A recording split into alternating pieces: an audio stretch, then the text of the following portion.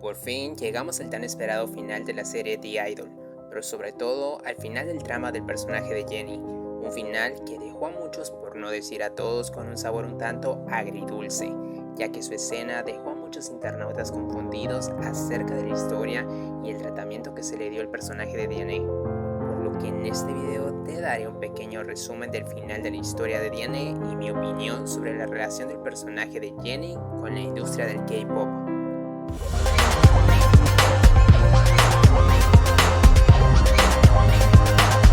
Y es que, entrando de lleno en materia, antes del episodio final, Diane estaba aparentemente preparada para emprender su carrera como solista. We pair you with the top producers in the industry. You'll have features on all the major streaming platforms, bumps in the algorithm, a full team of legal support at your back. Sin embargo, hubo un giro de 180 grados en la escena final de Jennie, cuando citaron a su personaje a la oficina del sello discográfico con el que iba a trabajar, en donde si bien al comienzo de la plática la alababan por su talento y calidad como artista, se reveló que hubo algunos problemas legales relacionados con la canción y el escritor, lo que significó que el lanzamiento tuvo que posponerse. Las emociones de Jennie como Diane realmente se sumaron a la angustia del personaje mientras le dijeron que le beneficiaría, incluso agregando que debería intentar escribir su propia música sobre sus experiencias, con la promesa efímera de convertir a Diane en una estrella algún día. Vamos a tener que pausar el estreno. Pero dijiste que tenía apoyo legal completo. Con la decepción en su rostro ante la noticia y viendo que sus sueños se habían derrumbado, sabía que era su ex amiga Jocelyn quien le había causado estos problemas, cerrando así su participación en esa última escena en el elevador. Es por Jocelyn, ¿cierto?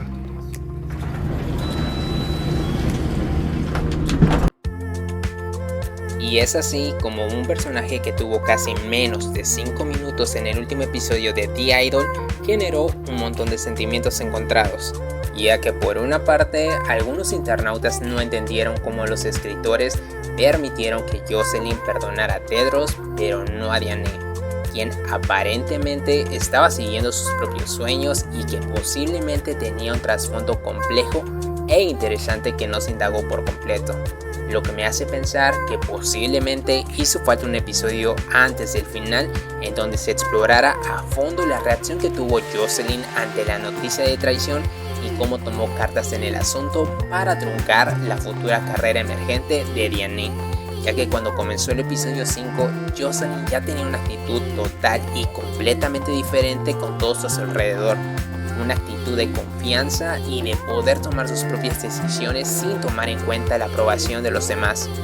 Algunos consideran que el final de Diane refleja de manera genuina y a la vez cruda una realidad que se vive con aquellos talentos musicales que son ilusionados con promesas en la industria de la música o del entretenimiento, pero que al final del día se vuelven únicamente en promesas vacías. A veces, por muy talentoso que seas, las cosas no siempre salen como quieres debido a circunstancias imprevistas. Muchos incluso señalaron los paralelos con la propia carrera de Jennie en Y Entertainment. Y es que considero que no debe ser una sorpresa si eres seguidor de la industria del K-pop, como los periodos de entrenamiento para debutar llegan a ser muy exhaustivos, no solo por el entrenamiento físico al que se someten muchos aprendices, también por los años que le dedican a una empresa con la incertidumbre de saber si al final del día serán elegidos para hacer su debut o simplemente se genera una sensación de que se desperdiciaron años de juventud.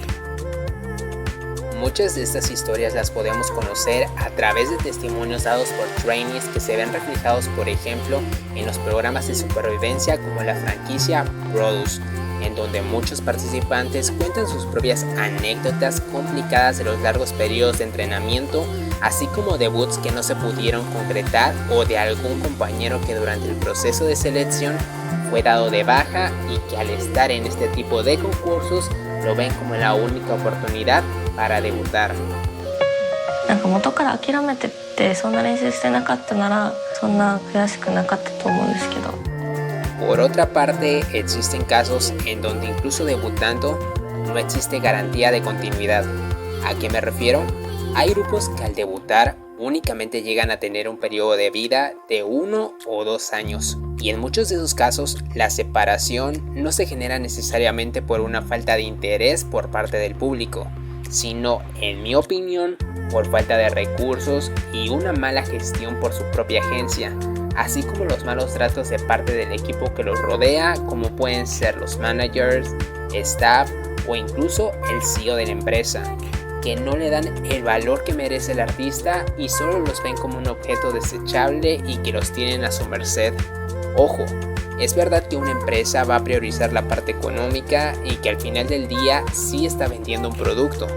pero eso no lo exime de la responsabilidad que debe tener sobre el artista para darle un trato digno y justo como cualquier persona que desempeña un trabajo en cualquier sociedad. Ya que para nadie es una sorpresa cómo se han dado a conocer casos como el de Omega X, que sufría maltratos e incluso acoso por parte de su CEO, que inclusive se difundieron videos que reflejaban dichos tratos.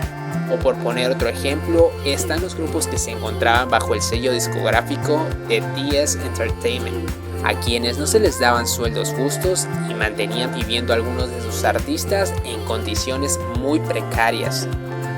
Si bien al final del día no fue la mejor serie que pudimos haber visto, no se puede negar que de alguna forma sí aborda un poco el lado crudo de la industria musical.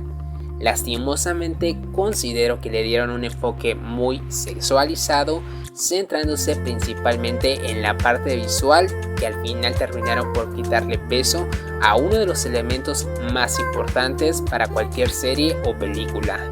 el guión, y que desafortunadamente se terminó por hablar más de los escándalos que del mensaje. Sin embargo, el papel que desempeñó Jenny durante la serie, pese a tener muy poca participación, considero que le fue bien, ya que su personaje fue de los pocos que tuvo una gran seriedad y que conforme iban pasando los episodios veíamos que tenía un trasfondo mucho más interesante, por lo que independientemente de la crítica hacia la serie, considero que los primeros pasos de Jenny en el mundo de la actuación dentro del mercado americano fueron buenos, y del cual estoy seguro que le servirá de experiencia para futuros proyectos que decida tomar. Lastimosamente nos quedaremos con dos interrogantes. La primera, el saber cómo hubiese sido el desarrollo de Diane si se diera una segunda temporada, que por lo visto, de acuerdo a la recepción y a las críticas que ha tenido la serie, parece muy poco probable que se llegue a dar otra temporada. Y por otra parte, al darse a conocer algunas fotos acerca de la versión original de la serie, escrita por Amy Seimetz, me genera la segunda interrogante acerca de cómo se planteó el personaje de Jenny en la visión original de la escritora, ya que en dichas fotos se refleja una idea totalmente diferente a la que conocemos hoy en día, en el que se explora la infancia de los personajes que bajo la perspectiva de los internautas genera una idea parecida a la de Hannah Montana, e incluso el estilismo de los personajes se veía totalmente diferente, por lo que hubiese sido muy interesante saber cómo hubiese encajado el personaje de Jenny en la visión original que se tenía de esta serie. Por último, coméntenme qué les pareció el final de Diane y en caso de que exista una segunda temporada, cómo creen que evolucione el personaje de Jenny.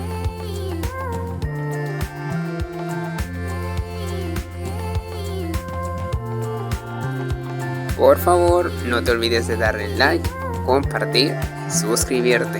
Y nos vemos para la próxima.